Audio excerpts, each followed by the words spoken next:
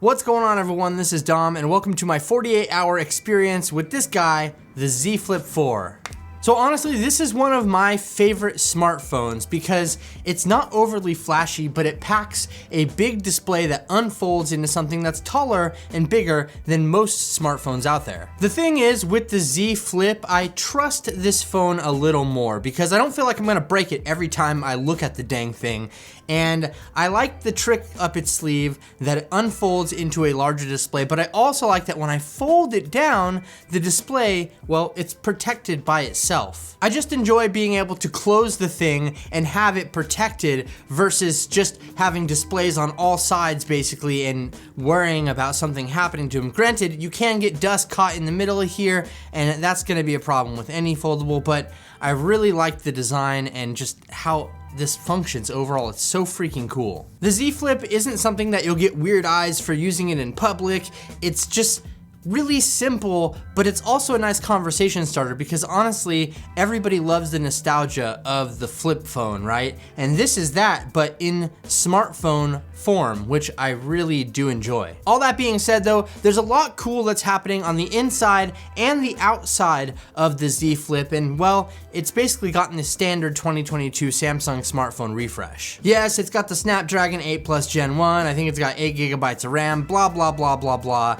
The phone is fast. When I buy a smartphone, especially in 2022, I expect it to be fluid, I expect it to be smooth, I expect it to work when I need it to, and the Z Flip 4 definitely delivers on that. The cameras on the backside have been improved as well. We have dual 12 megapixel shooters here, but if I'm being honest, really, you can't tell that there's a huge upgrade happening here, and that's not really that big of a deal. I've said it before, I'll say it again, Samsung does a really, really good job at their color science, at their photography, at everything that they do in post-processing. The photos just look good, and they're going to look good, and I can't really tell you to buy this phone based on the cameras because there's really nothing special happening here. But again, I'll keep saying it, it's 2022. These are simple things that I expect out of flagship smartphones, and well, the Z Flip delivers on that. Samsung is kind of all about flex mode this year on the Z Flip 4, and that's just not something that I care about. Granted, it is cool to be able to use apps in a new way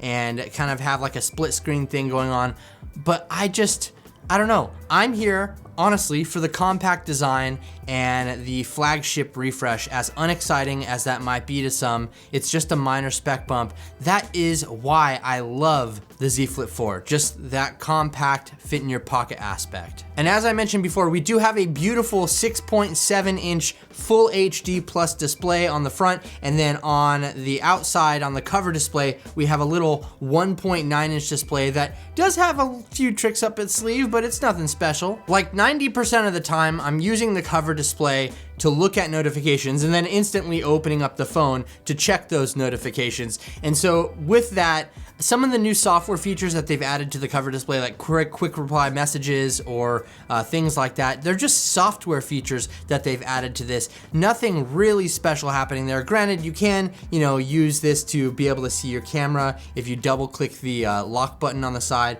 you can see what the camera is looking at. But I just think they're software features, that's cool, but it's not really something that's driving me to want to upgrade to this flagship right here. I haven't had any issues with battery life. I mean, they've increased the battery capacity on this just slightly, and that's great. I'm all for better battery life, bigger battery capacity, even if that means the phone is a little bit thicker, but they have made the hinge on here a little bit thinner as well.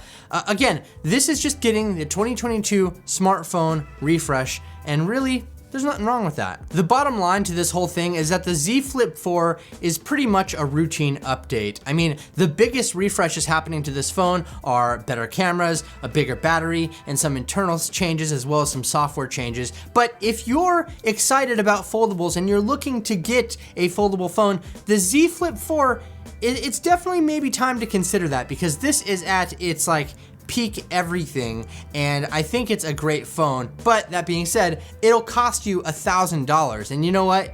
You're probably better off getting the Z Flip 3 at a lower price.